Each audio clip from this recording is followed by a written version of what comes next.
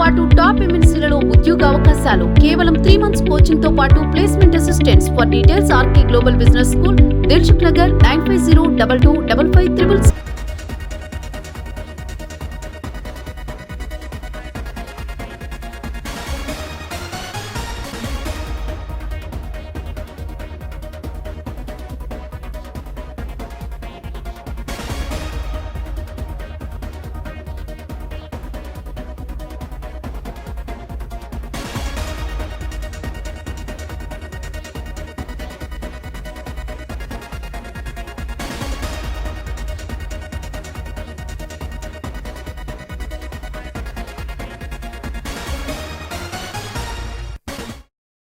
రైచిక breaking news చూస్తున్నాం. ఆంధ్రప్రదేశ్ రాజకీయాల్లో సంచలనం సృష్టించిన ఐఆర్ఆర్ కేసులో మరో కీలక పరిణామం చోటు చేసుకుంది.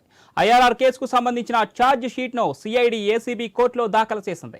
ఈ ఛార్జ్ షీట్ లో టీడీపీ అధినేత మాజీ సీఎం చంద్రబాబును A1 నిందితుడిగా సిఐడి పేర్కొంది.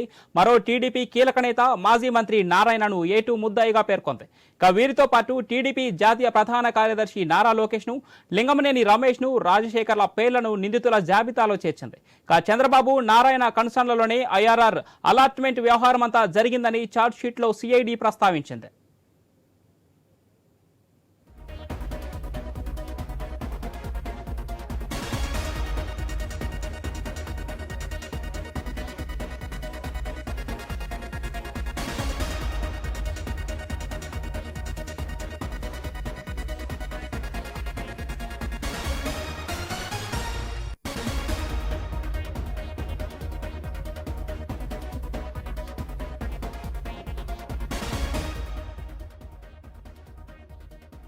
కాగా చంద్రబాబు హయాంలోనే ఐఆర్ఆర్ మాస్టర్ ప్లాన్ లో అవకతవకలు జరిగాయని సిఐడి కేసు నమోదు చేసిన విషయం తెలిసిందే.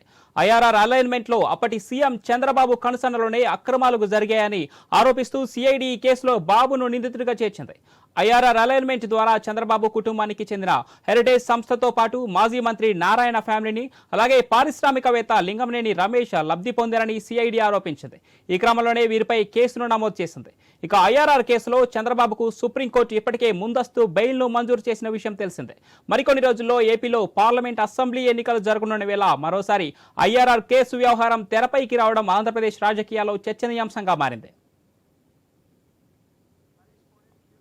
రైట్, ఇక ఇదే అంశానికి సంబంధించి మరింత సమాచారం మా విజయవాడ ప్రతినిధి హరీష్ ఫోన్ లైన్ లో అందిస్తారు. ఎస్ హరీష్.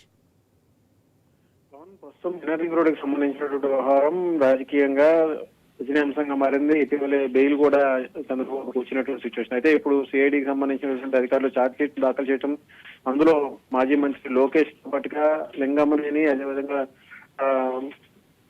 మాజీ మంత్రి నారాయణ పేరును కూడా పేర్కొన్నటువంటి పరిస్థితి కనిపిస్తుంది. ఈ వ్యవహారం అంతా కూడా ఒక కుట్రలో భాగంగానే ల్యాండ్ కి సంబంధించినటువంటి అంశంలో, ఇన్నరింగ్ రోడ్ కి సంబంధించినటువంటి అలైన్మెంట్ కి సంబంధించినటువంటి వ్యవహారంలో అక్రమాలు జరిగాయన్నటువంటి ఒక ఆరోపణ ప్రభుత్వం నుంచి, సిఐడి నుంచి వస్తున్నటువంటి నేపథ్యం మనకు కనిపిస్తుంది. ఇప్పటికే ఈ వ్యవహారం న్యాయస్థానంలో ఉన్నటువంటి పరిస్థితుల్లో తాజాగా ఈ వ్యవహారం పైన సిఐడి సంబంధించినటువంటి అధికారులు ఛార్జ్ షీట్ దాఖలు చేసినటువంటి సిచ్యువేషన్ ఉంది. మరోవైపు టీడీపీ చూస్తే అసలు ఇన్నర్ రింగ్ రోడ్ కి సంబంధించినటువంటి నిర్మాణాలు కావచ్చు, ఇతర ప్రతిపాదనలు కానీ ఇంతవరకు అసలు ప్రభుత్వం హయాంలో ఎక్కడ జరిగినటువంటి దాఖలాలు లేవు. అయితే ఈ వ్యవహారంలో ప్రభుత్వం కుట్రపూరితంగా వ్యవహరించింది కాబట్టి లేని దానికి తీసుకొచ్చి కేసు పెట్టి సిఐడికి సంబంధించినటువంటి అధికారులు అధికారులపై ఒత్తిడి తీసుకొచ్చి ప్రభుత్వం ఈ రకంగా వ్యవహరిస్తున్నటువంటి ఒక ఆరోపణ కూడా టీడీపీ నుంచి వ్యక్తమవుతున్నటువంటి నేపథ్యంలో ఇప్పుడు ఛార్జ్ షీట్ దాఖలు చేయడం ఎలాంటి పరిణామాలకు దారితీస్తుందని కూడా రాజకీయ వర్గాలు ఆసక్తిగా ఎదురు చూస్తున్నాయి. పవన్, అయితే హరీష్, ఇప్పటికే చంద్రబాబుకి సుప్రీంకోర్టు ఇదే విషయంలో, అంటే ఇదే ఐఆర్ఆర్ కేసులో ముందస్తు బెయిల్ను మంజూరు చేసింది. అయినప్పటికీ రానున్న అసెంబ్లీ ఎన్నికల నేపథ్యంలో ఇప్పుడు తెరపైకి వచ్చినటువంటి ఈ అంశం ఎన్నికలపై ఎలాంటి ప్రభావం చూపించే అవకాశం ఏమైనా ఉందంటారా?